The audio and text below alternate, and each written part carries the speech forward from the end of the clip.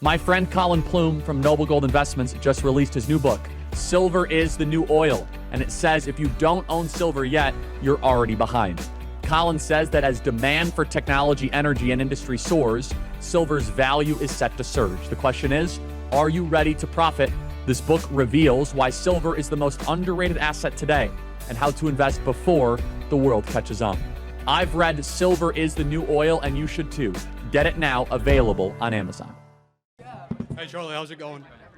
I appreciate it. Anytime. I don't know I haven't watched much of your stuff. But from what I heard, I do think I disagree with you on something.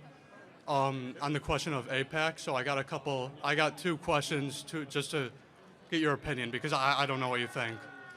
Do you think America's national interest and Israel's national interest is aligned? Sometimes. Hugh, just quickly, like. Well, I mean, look, sometimes it's in our best interest, I think, to push back against Iran. Sometimes it's in our best interest to do technology transfers and weapons testing. And times, Israel, I think, is more aggressive in the Middle East than I think America should be.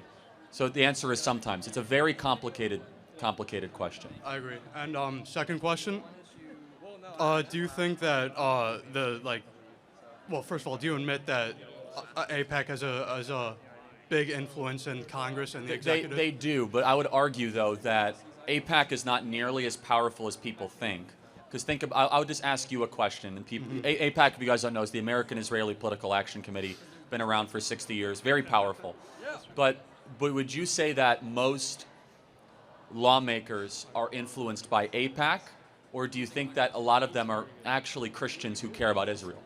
I think they're influenced by AIPAC donors. Yeah. I don't think I think there too many of them are spineless to stick to any Christian values. Okay, fair enough. I would say, though, that there are tens of millions of people in the Republican Party that are Christians that care a lot about Israel. Absolutely, yes. And I'm evangelical, so I know that world very well. So, yes, AIPAC has a lot of influence, but we also must have, I think, some nuance to understand that there is a large portion of the Republican Party that does believe and have a soft spot for Israel. Right, and in terms of aligned national interests, I think from what I see, I don't think we got people would argue that we have Israel's like a client state of the U.S. I'd argue that Benjamin Netanyahu has the U.S. on a leash, and the leash is AIPAC. I think that they've dragged us into so many things that have gone against our national interests in the Middle East. It's hurt so many U.S. relations with Arab states, such as Lebanon, the Second Lebanon War. Do you know much about that? No, I really don't. Yeah, 2006. We had a friendly regime in Lebanon, and there was a conflict with Hezbollah. I think they took they killed some Israelis on the border and kidnapped one or two, and Israel went to, or the president at the time or prime minister at the time went to the U.S. to ask for the green light to go to war with Lebanon.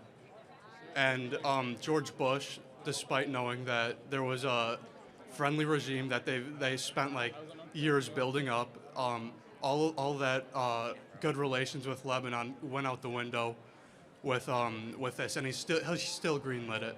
And I'd argue that's because of the AIPAC pressure that he was receiving. A lot of people feel the way you do, so I have a different opinion. I've gone through this many times, but I'm not going to defend everything that Israel does. But we should always be resolutely America first, not a foreign country. But I don't believe in America only, and that's a big distinction. Absolutely, absolutely. And last one, then we'll get to the next question. Right. I haven't seen you talk about this problem, because I think it is a big problem. That I think it's prolonging I don't think it's as big of a problem as you do, because it's a problem. The voters themselves, especially from a lot of these congressional districts, are far more pro-Israel than just a specific AIPAC lobby. I think there is an overestimation of how powerful AIPAC actually is. I don't agree with everything AIPAC does. I mean, they went after Thomas Massie. I love Thomas Massie, right? Mm-hmm. So I don't agree with everything. I'm in a unique position here because I happen to be very, obviously, I'm first and foremost pro-American, but I'm very pro-Israel as well as an evangelical. Right, So I yes. try to weigh both those things, Yes. while understanding the objections by a lot of people like yourself that ask the very understandable question: what is in our national interest about all of this? So, but there's a direct conflict. You see that, right? Not always. I Like- mean, it depends on what decisions are being made and what circumstance there is. I think the AIPAC influence has just prolonged the Palestinian conflict, in my opinion. I'm not saying it would solve. Fair enough. That it's a very complex problem, but I think during the Well, it's also the Camp David summit, I think that was a sham. I don't think anyone thought there was going to get anything done during that. I think Clinton was just trying to get his Nobel Peace Prize. Right, And that. exactly. All right, I'm going to get to the next question. Thank you for your time. Appreciate All right, it. thank you. Thank you.